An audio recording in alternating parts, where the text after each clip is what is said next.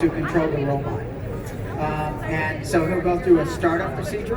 While he's going through the startup procedure, the phone is reporting out of what's happening inside the robot. So whether he sees safety items, maintenance items, it'll help him start up the robot safely. So he's positioning now, and there's a startup process. You'll see him do a couple of things here. Once the robot is up, so Kyle is one of our team members, and he really is sort of doing a little bit of a command here, center operation with the Exopod. He's just going to lower this to allow Ben when he's fully up and operational. The Exopod is a charging machine, it's a data hub for the robot.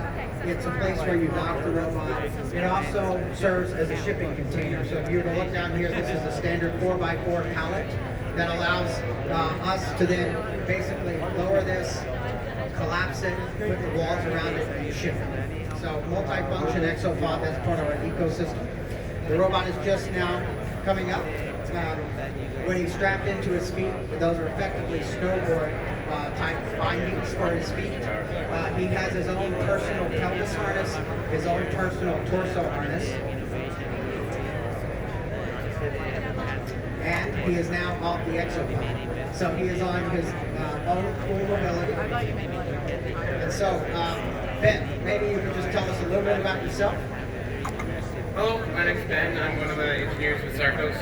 So I'm in the controls group. I help make sure the robot is working properly, and then as you can see, I'm also one of the operators. So I test out the robot, and I will be here to show you the test today.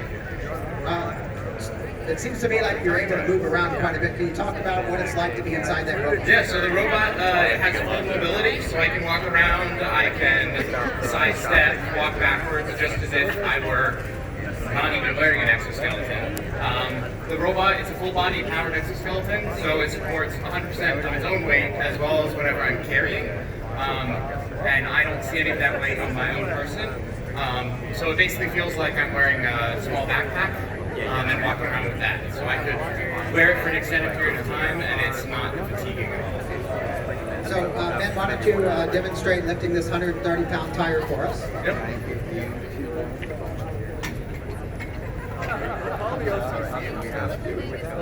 So as you can see, he's able to lift it. He's able to bring it up to the height of that post. He's then able to get that onto the post, so that would be simulating an aircraft landing gear. And then maybe you could talk to us a little bit, what did that feel like, that 130 pounds? Yes, the 130 pounds felt like less than 20 pounds. It allowed me to lift it up, and the remarkable thing is that it takes all of the weight on the exoskeleton itself. So I could focus on just the positioning of it and making sure it was lined up with the hub and it could slide on nicely. Right, so to save your teammates the trouble of lowering that, perhaps you could lower that back to the ground and move it over to the engine ops. It's definitely easier in this than if I was not wearing this suit. So you can see it was 130 pounds, supported by the weight of the stanchion there. Now he's going to come over here and he's going to because he's going to use the same end effector, we'll talk about that in a minute, to do the engine operations. So this is basically simulating the fan blade removal from an aircraft engine. So why don't you talk us through this, Ben? Yeah, so what I'm doing here is I'm lifting up this torque multiplier tool. So this weighs about 60 pounds, and it's needed to, it's used on, if I were doing aircraft engine maintenance, it would be used to remove the nut that holds the engine together. Additionally, what I'm doing now is hands-free mode, is what we call it. It allows me to lock the arms in place so that my own hands are free in the robot, and I can do any dexterous tasks or use any tools that need be. So here what I'll do is the task of stabilizing the tool and then using the torque wrench to actually take off that nut. And now I will lift that back down to the ground.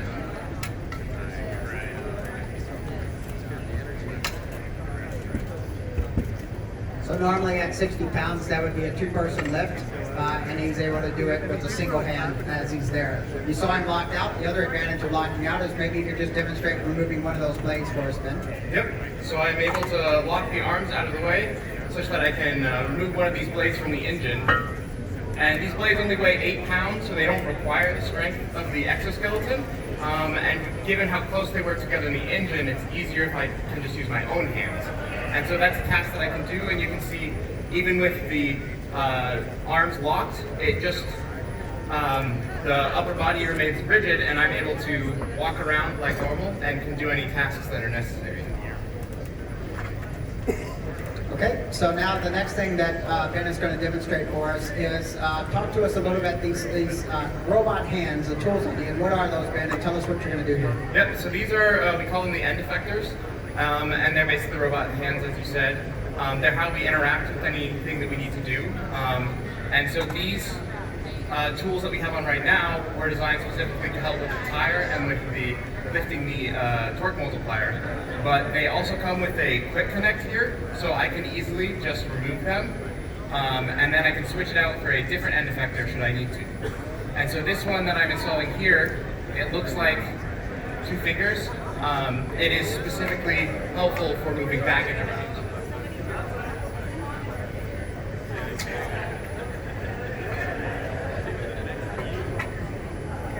And I'm able to just take them off and install them easily. So any task that is needed to be done could have a specific end effector design to interact with an object, and that can be put on the end of the robot arms.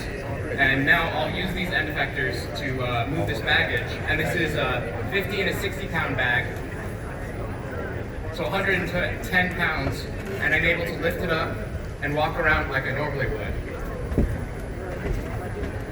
And if it looked too easy, you're welcome to come up and try the weight of them yourself. So Ben has been working with us, working with our team. How many hours would you think you have operating the exoskeleton? Oh boy, I've had a number of hours. I've been doing it for a couple months, so in the dozens of hours at least. And how long did it take you to get comfortable, or how long do you think a new operator would take to get comfortable in this suit?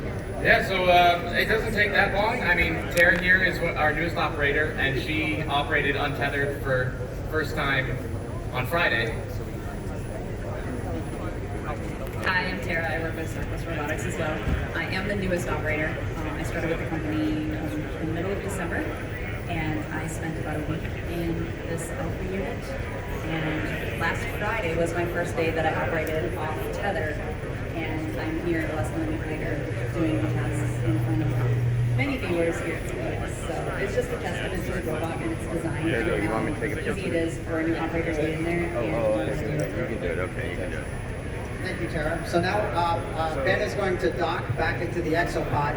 And I know many of you might like to see what it's like to be in the exoskeleton. So what we have over here, this actually is the right arm of the exo.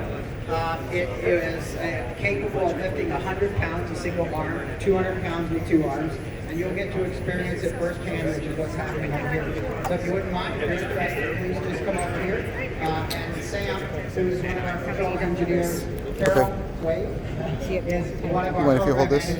they'll walk you through Yeah, that's fine. having your chance to experience the exoskeleton.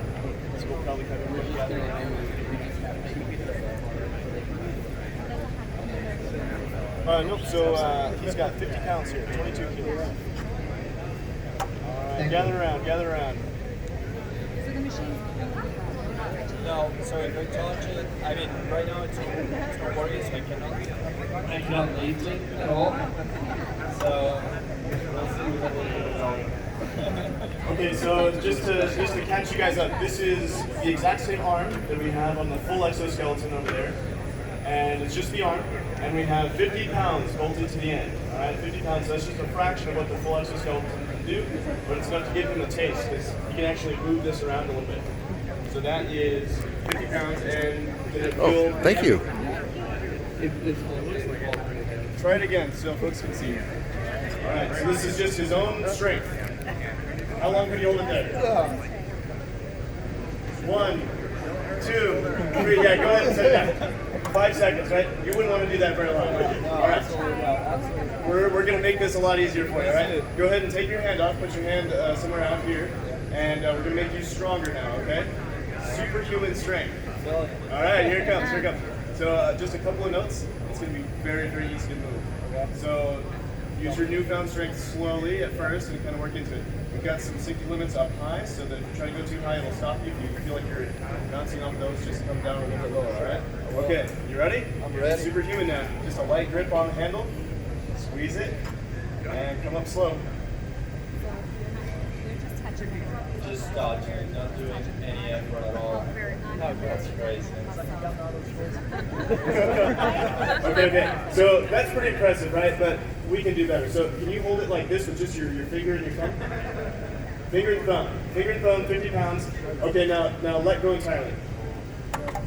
No hands, 50 pounds, no hands. That's our hands load. It supports the load as well. And as you saw, the exoskeleton takes the rest of the load. So if you had the full suit on, that would go all the way through the floor to the feet, and you wouldn't feel it. Awesome. Great deal. All right, go ahead and pull that trigger again. Hold there for a little bit, a couple seconds, and then bring it back down. So that's how we are empowering the Delta front line. I'm really excited about it. That's right. That's awesome. Good stuff. All right. Yeah, give him a hand. He did great, didn't he? Yeah, absolutely. He makes it look easy. I'm impressed by the real 50 pounds exercise. Anybody want to try it? I'm signed up. He signed a waiver. Come on up. There's a waiver to sign if you want to try it. It's really fast. Just the two. Oh, sorry. Just the two. All right. All right. There we go. So we're just going to look you in here. And we'll get you. Just going to raise you up. So just keep your hands at your sides. A little bit higher. There we go. All right. Okay. So this is where we just let you feel that that's real weight. Okay. So just put your hand on there. Pull that button. How does it feel? It's pretty heavy. Pretty heavy? About how much do you think? Is it still 50 pounds? Could it be 51? Probably 52. Yeah, okay. He called our bluff. 51. All right. So go ahead and set that there. Bring your hand up. We're going to make you stronger, all right? Can you see it? Can you see it in your hands? Superman. Superman's coming, right? Superman. Yeah, that's right. Okay. Now, as Superman would know, you're going to come up slow and just squeeze it nice and slow and bring it up. And then you get used to your power, all right? Whoa. Yeah, no, it's 1 pound. Pretty light. Pretty light. Does it feel natural? Yeah, I'd say so. Kind of follows what you're doing? Yeah. Got a nice motion. Yeah. Why don't you try going hands-free there? How strenuous is that? Are your fingers tired? No. No? Yeah, okay. Pretty easy. Nice, excellent. You can go ahead and bring it down. That's the Sarcos Guardian Exo, and we're super happy and excited to be partnered with you guys tonight. Thanks. Thanks, guys. Good job. Thank you, volunteers or voluntold. Here you go, Felix. Hey, everybody, we're just going to meet right